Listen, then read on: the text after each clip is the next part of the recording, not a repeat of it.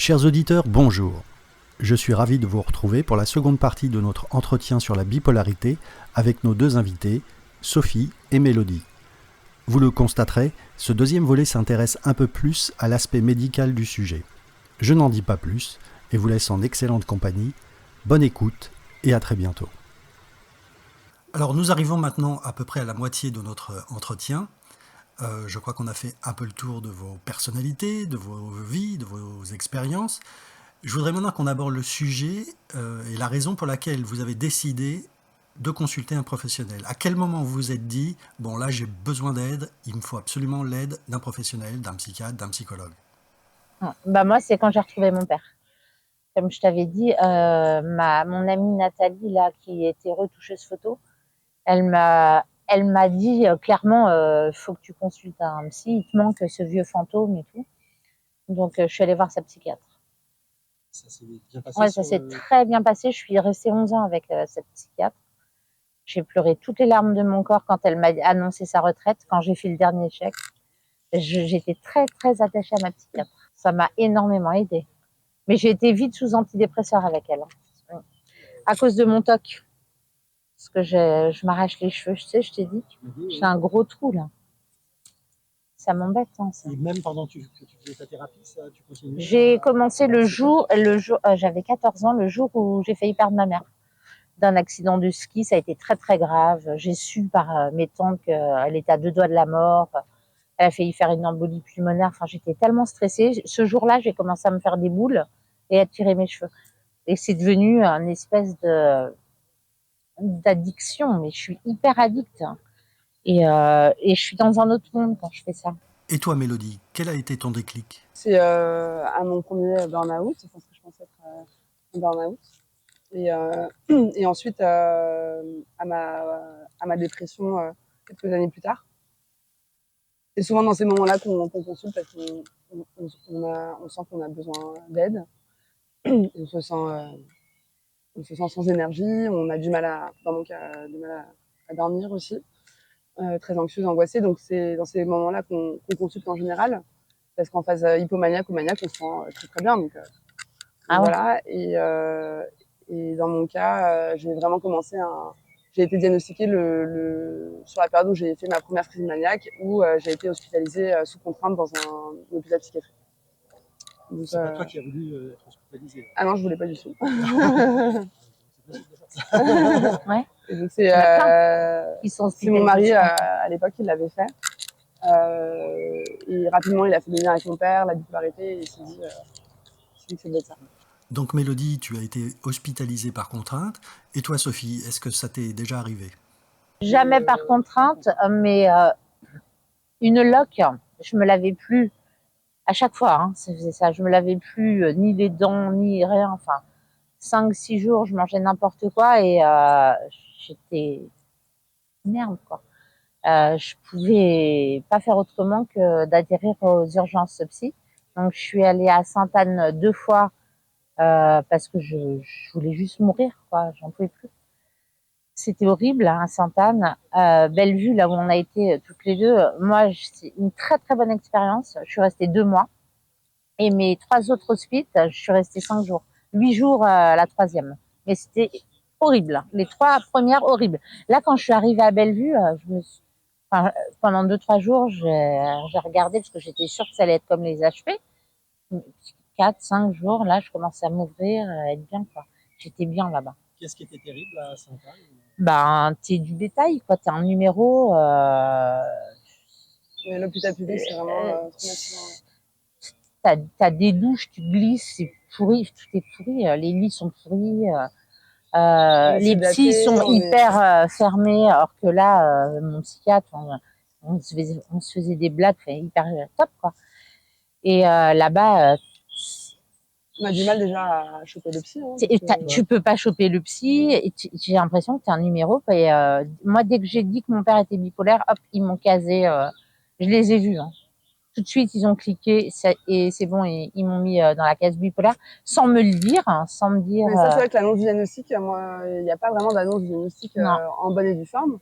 On le lit sur un rapport au détour Ou alors quand on s'intéresse au traitement qu'on a, on se dit ah bah ok, en C'est fait, ça. on est bipolaire. Ouais. C'est terrible. Le psychiatre Non. Ah, là, oui. À Belleville, il m'a dit oui, vous êtes bipolaire parce qu'il a fait un test avec l'Effexor quand il l'avait monté. Bref, mais à Sainte-Anne, non. Aucun ne m'a dit vous êtes bipolaire. J'avais mon traitement lithium, olanzapine, kétiapine, j'ai tout eu. Ils ont tout essayé sur moi. Parce que j'arrivais, mais vraiment, juste laissez-moi mourir. J'aurais voulu qu'on m'envoie en Belgique et qu'on me fasse une piqûre et plus rien. La vie, à chaque fois, c'est horrible. C'est vraiment, il n'y a pas de mots, quoi. Et pour en revenir à l'hôpital public, est-ce que vous aviez l'impression que les soignants s'occupaient bien de vous, qu'ils étaient bien formés? Ils sont trop débordés.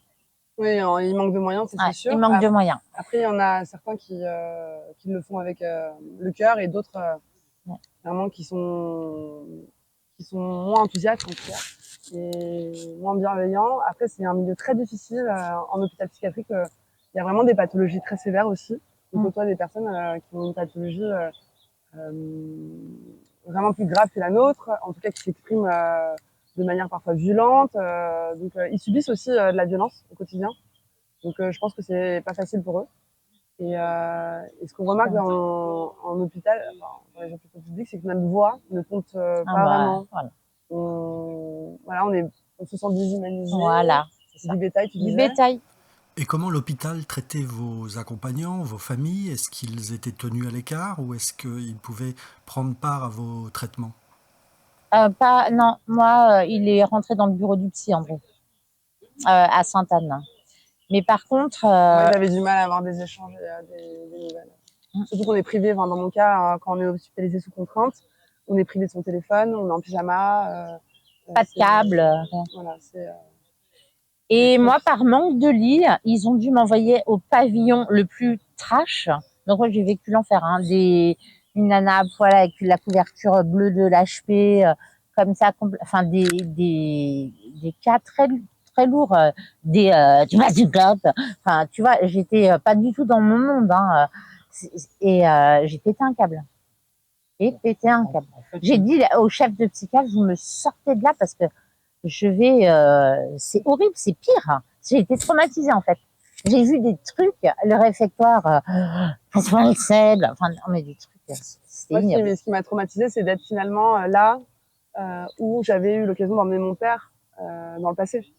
Donc là, les rôles s'inversaient entre guillemets. Lui, il était dehors et moi, j'étais en fait là où j'avais dû l'hospitaliser avant.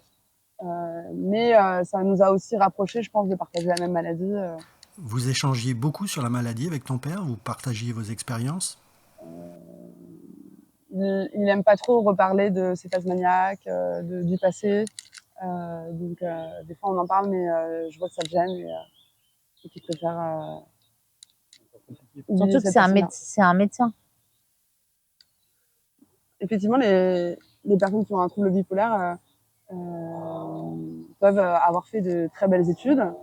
Dans le cas de mon père qui a fait des études de médecine. Moi, on en connaît aussi qui ont des fortes responsabilités dans leur boulot. Alors que moi, c'est vraiment un handicapé qui a vécu de la hache toute sa vie, qui n'a pas pu travailler. Alors moi, il a eu des difficultés à exercer par la suite. Et une fois hospitalisé, est-ce qu'on vous donne des médicaments très rapidement dans la foulée? Alors moi, dans mon cas, dans le cas d'une phase maniaque, ce qu'il faut faire et ce qu'ils ont fait, c'est être sédaté. Très très fort. Après, de manière générale, on le voit, c'est aussi ils utilisent certains médicaments de manière globale pour qu'on aille tous se coucher très tôt. C'est vrai. Et peu importe si on se réveille à 4 heures du matin Exactement. Et est-ce que vous avez des souvenirs de cette période où les médicaments effacent la mémoire? Ça efface beaucoup la mémoire, mais j'ai des gros souvenirs, oui. D'un médicament en particulier, la kétiapine. Quand je suis rentrée de Sainte-Anne, du coup, je le prenais encore en traitement. Et dès que je le prenais, 20 minutes après, j'étais comme ça. Ma belle-fille, elle me disait, va te coucher. Et ça te rend complètement KO. Comme elle dit, ils te sédatent, en fait. Ils veulent juste que tu sois stone et que tu dormes. Alors moi, c'était nécessaire dans mon cas pour calmer aussi cette phase maniaque. Mais Ouais. et c'était plutôt du Valium et du Lexapro. Ah ouais. Moi, c'était pour soigner la dépression. C'était quetiapine, très fort. Et pendant les traitements, est-ce que vous avez connu des effets indésirables? Ben, comme elle dit, t'es sédaté, quoi. T'es KO. En fait, ton cerveau ne répond plus. Tu deviens un peu un légume avec ces médocs, quand même, hein. Moi, c'est plus aujourd'hui avec mon psychiatre qu'on a des ajustements réguliers, de traitement pour essayer de faire en sorte d'avoir le moins de symptômes négatifs possible au traitement. En hôpital psychiatrique, Non, ils cherchent. c'est eux qui Dans mon cas, décident. ils ont géré l'urgence, qui était de me calmer. Ensuite, j'ai eu la chance d'aller à Bellevue à l'issue de ces hospitalisations dans le public. Et, C'est autre chose, hein. et c'est en étant sorti après, surtout Ah oui, c'est autre chose. qu'on ajuste le traitement. Mais c'est des traitements qui peuvent parfois mettre plusieurs semaines à faire effet. Donc, voilà, chaque psychiatre a son approche. Effectivement, à Bellevue, on connaissait un psychiatre qui faisait des ajustements tous les jours, des traitements de ses patients. Pas de Monceau? Non, la doctoresse. Ah oui.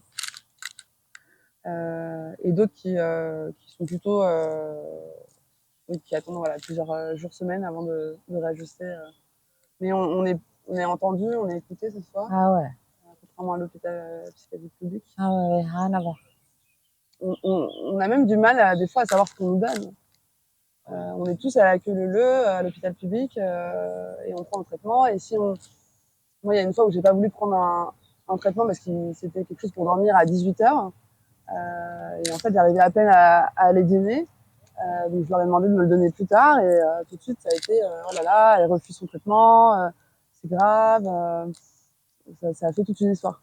Alors que c'était plutôt logique comme requête. Donc voilà, j'ai essayé de demander, mais il faut aller vite, il y a quelqu'un qui attend derrière. Donc voilà, alors qu'en clinique, on est au courant de tout ce qu'on prend, on est vraiment partie prenante, voilà, c'est ça, Non, mais c'est vrai. du C'est tout à projet fait vrai. thérapeutique et médicamenteux. Et comment se passent les thérapies? On est dans le cliché, vous entrez dans le bureau, vous allongez sur un divan et vous parlez de votre enfance ou c'est complètement différent? Mais en fait, c'est déjà. Enfin, moi, j'avais un rendez-vous tous les matins à 10h15. C'est plus l'ajustement des médicaments que la discussion. Ils disent de voir une psychologue pour les Ouais, psychiatres. il y a le psychiatre. Après, Pour parler. il y a certains psychiatres Moi, qui font des thérapies. ouais. Mais, Il a entendu les grandes lignes à Bellevue, mon psychiatre, mais il voulait pas trop ils ont ces besoin de savoir médicaments. quand même ce qui nous arrive dans la vie, Ouais. enfin, un minimum sur notre Oui, passé. le minimum, oui. Et Le ce qu'on peut trauma. subir comme problème dans notre vie au quotidien ou dans le futur. Mais effectivement, les psychiatres sont très centrés sur les médicaments. Après, il y a une discussion quand même Il y a quand même une discussion. sur notre vie de tous les jours, sur Mais comment ça ouais. va. Ah oui. Mais on va pas trop revenir sur des problèmes d'enfance Non. avec eux. Donc vous êtes allé voir des psychologues. Comment se déroule une séance? Bah là, tu parles beaucoup de ton enfance, tout ça, et c'est 1 heure. Le rendez-vous, il est 50 minutes. Donc moi, je suis suivie depuis 2 ans par une psychologue.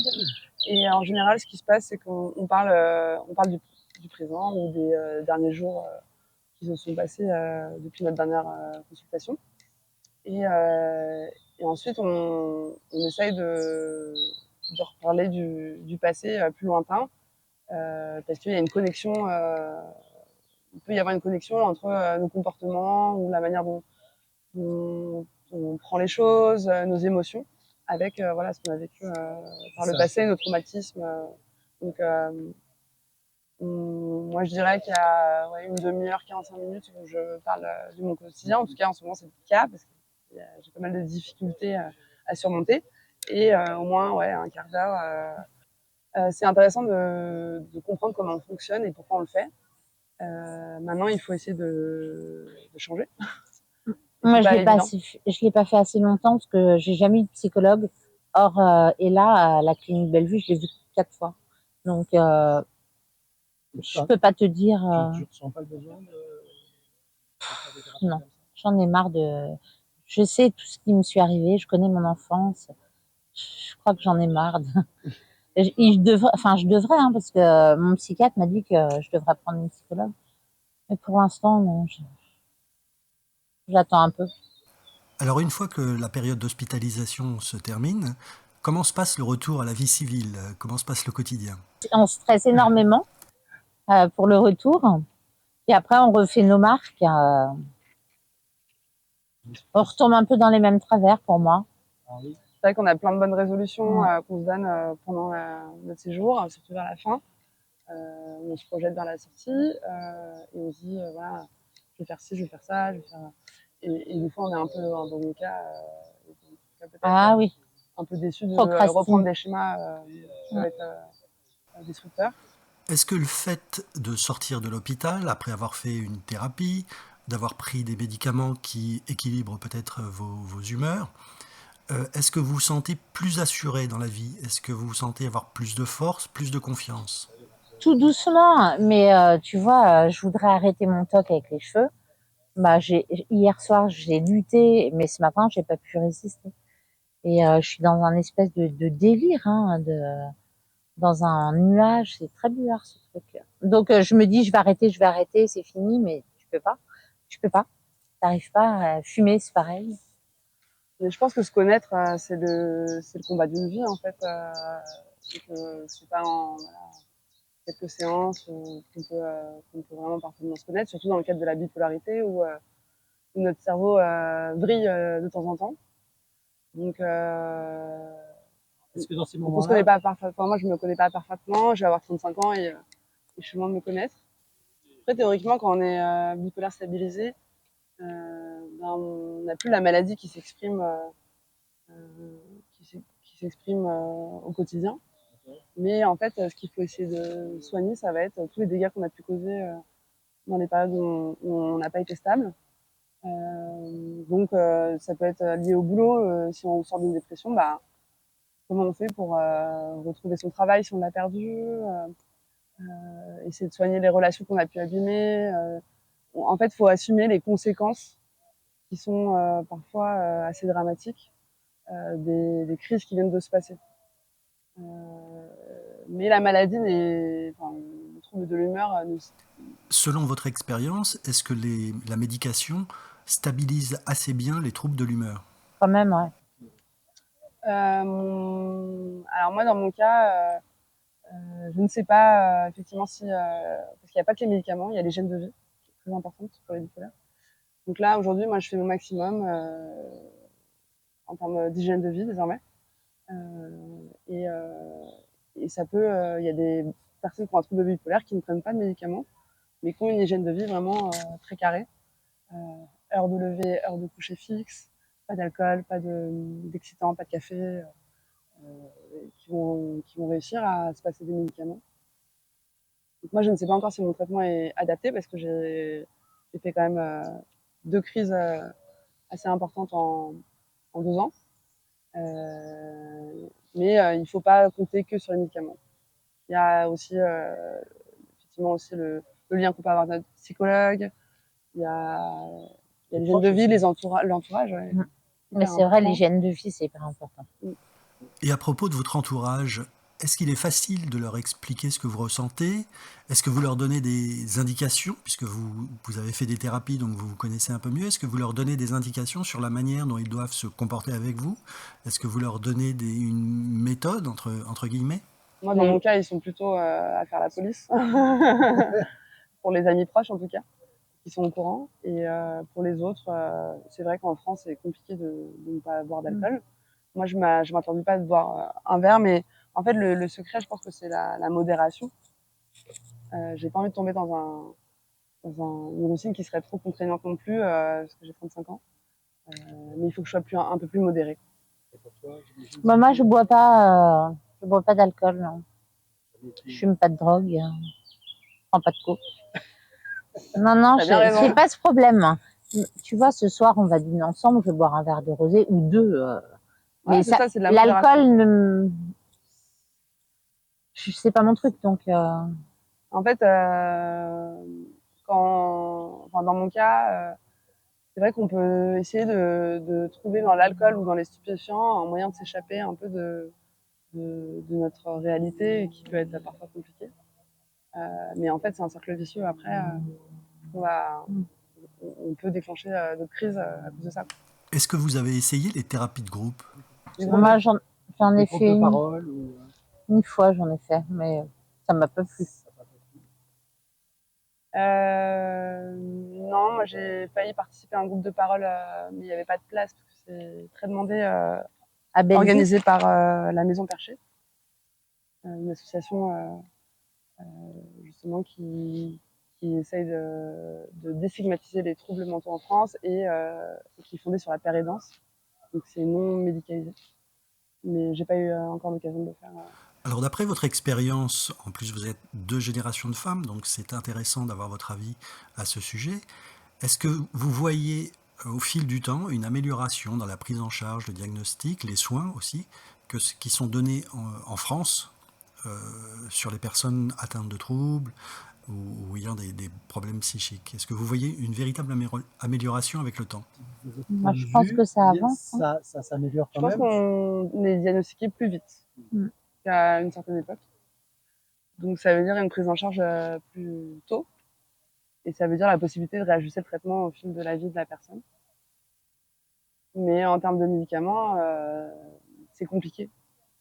Il y a énormément de traitements. Ouais, il y a Quand on parle énormément. entre nous, on a tous un traitement différent. Ouais, c'est Il n'y vrai. a pas la solution miracle quand on a un trouble bipolaire. On n'a pas une recette magique qui permet de tout régler. À part le lithium, qui est un peu... Mais les médicaments ne fonctionnent pas pour tout le monde. Ouais. C'est vrai que c'est le premier médicament historique pour ce trouble, mais il faut en général l'associer. Enfin, moi, dans mon cas, il est associé avec un autre régulateur d'humeur, un antidépresseur, enfin, voilà, pas mal de choses. Et en fait, j'ai l'impression que c'est du test and learn avec son psychiatre en permanence. Et qu'en plus, on peut, à un moment donné, un traitement peut nous convenir à un moment de notre vie et ne plus convenir plus tard. Donc c'est délicat. Après, ce que je trouve dommage, c'est qu'en France, euh, le soin par les psychédéliques, notamment le LSD, les champignons, ce ne soit pas du tout à l'heure du jour. Il y a très peu de recherches sur ce sujet, il me semble, peu d'essais. Je crois que c'est au moment où en fait ils ont mis au même niveau toutes les drogues et ils se sont tous empressés de légiférer sur. Alors qu'on a une vraie différence quand même entre de la cocaïne ou du crack et du LSD ou des champignons. C'est différent et il y a eu des études de fait qui ont révélé quand même des résultats satisfaisants. Et aujourd'hui, je crois qu'il y a juste le CBD qui est utilisé un petit peu en psychiatrie. Est-ce que vous trouvez que l'information passe bien dans le milieu de la santé? Est-ce que vous trouvez que vous avez des facilités à obtenir les traitements qui existent, des informations sur éventuellement de nouvelles thérapies? Ou est-ce qu'il faut encore aller à la pêche? Est-ce que c'est compliqué? Est-ce que vous sentez une certaine résistance? Moi, ça vient bien quand même de la part des psychiatres. Ça va? Moi, je pose des questions. Ouais. Je demande. C'est moi qui suis vraiment active avec mon psychiatre en tout cas. De base, ils vont pas forcément tout expliquer sur chaque élément de notre traitement. Eh bien, ça y est, nous arrivons au terme de cette interview. Alors d'abord, Mélodie et Sophie, je voudrais vous remercier d'avoir joué le jeu des questions et des réponses, d'y avoir participé avec autant de sincérité. Je pense que ça a été très intéressant et que ça aidera beaucoup, beaucoup de monde. Enfin, pour finir, une dernière question. Comment voyez-vous vos vies dans le futur? C'est le point noir, ça. Non, c'est dur. Je pense qu'il faut s'accrocher. Moi, dans mon cas, la maladie rebat les cartes sur pas mal de sujets. Et je suis dans une période pas facile d'un point de vue pro et perso.